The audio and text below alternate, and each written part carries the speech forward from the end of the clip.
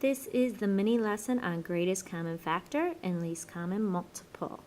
With the greatest common factor, the word greatest, we're looking for the largest number that will divide into another given number. So for greatest common factor, we are going to be using division. What we're going to do is when we're looking at two numbers, we're going to list all of the factors and look for the largest one. So to start out, let's look at the numbers 12 and 8. Let me write them down here. 12, and then we will look at 8. I'm giving a little more room than normal because I want to show you two different ways. The way that I would prefer you to do it is just start with the number 1, and let's look at number 12. We know that 12 can be divided by 1, so we're going to write it down. And then start moving up the number line and think about 2. Yes, 2 goes into 12. 3 can be divided into 12, and so can 4. 6 and the number 12. You will always start with the number 1, and you will always end with the number that you're looking at when you're coming with factors.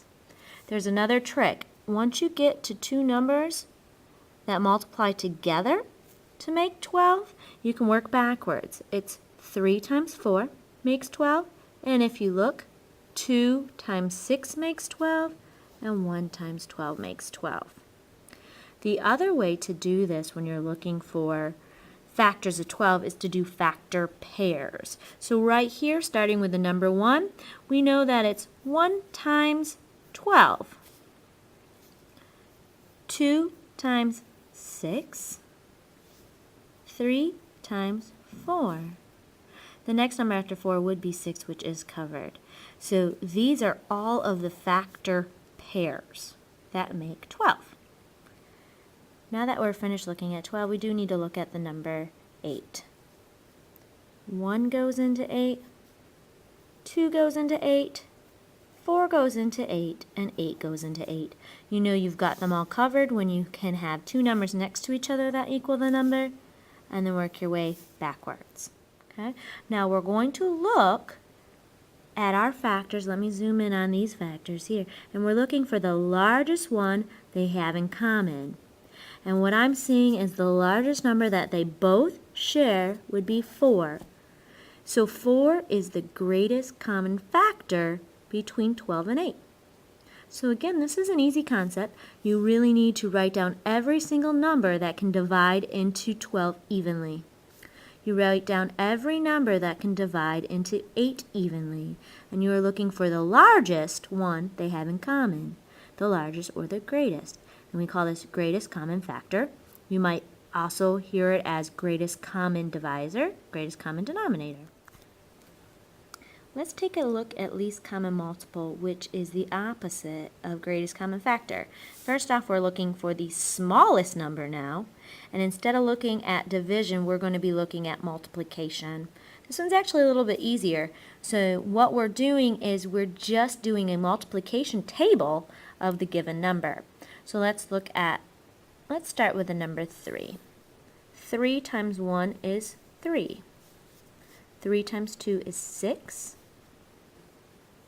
9, 12, 15, 18, 21, 24, 27, 30, 33. So what we've done here is just done a multiplication table starting from times 1, times 2, times 3, times 4, times 5, and so forth. 3, 6, 9, 12, 15, and so on. This is just the multiplication table of the number 3. So we're going to do the same thing with 15 until we run into a number that is shared in this line. So 15 times 1 is 15. 15 times 2 is 30. 15 times 3 is 45. And what you may have already noticed is we've already hit our least common multiple. Although they share a couple of numbers that are the same, the smallest one they share is actually the 15. So even though it's a starting number, it still is the smallest one they have in common.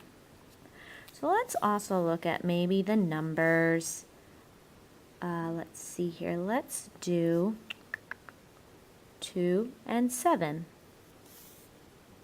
We have 2, 4, 6, 8, 10, 12, 14, 16, 18, and 20. And for 7, we have 7, 14. Oh, there is the smallest one they both have in common. So it's a pretty easy concept. Write down the multiplication tables, always starting with 1, and just go until you run into 2 that are the same.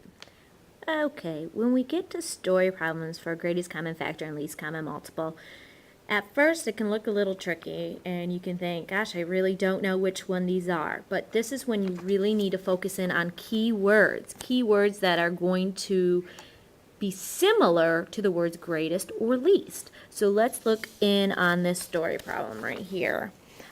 If you can see that it's saying, what is the minimum? Hopefully that's not too blurry for you. It's asking for the minimum.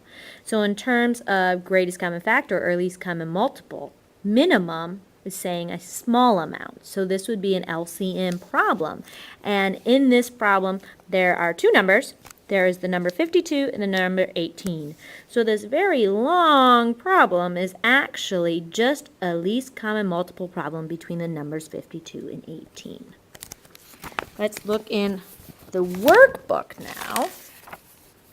We've got these very, very, very long story problems.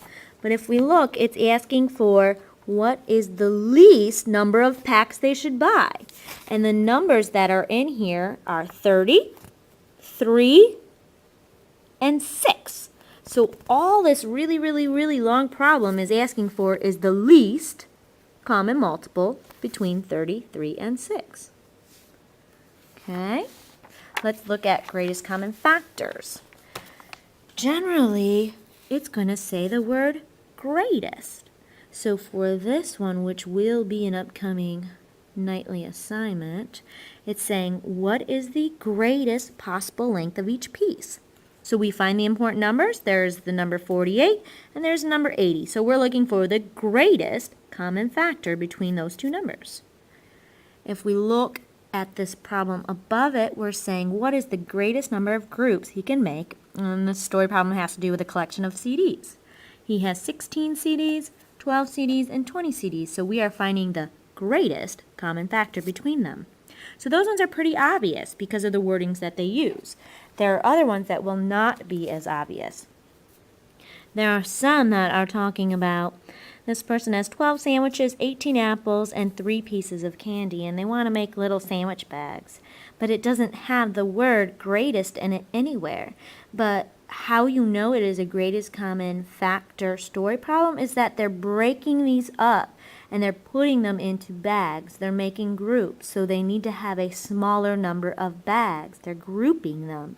They're dividing the food choices up. So because they're dividing them to put them into bags, that's telling you it's a factor. You're using division. So this becomes a greatest common factor problem. On this one, this girl is organizing her marble collection. I don't know many people with a marble collection, but she has 135 yellow marbles, 189 clear marbles, and 54 red marbles. So she wants to divide them up and put them into little boxes. But because she's dividing them, that's telling you it's a factor. So that's telling you you're using the greatest common factor. So I do want you to have lots and lots of practice on story problems because this is a very big one you might see on a EOG. So we will be really focusing in on story problems. So you need to look for keywords and look for clues about the operation you're using, either multiplication or division. So I do expect lots and lots of questions when we get to this in class. Thank you.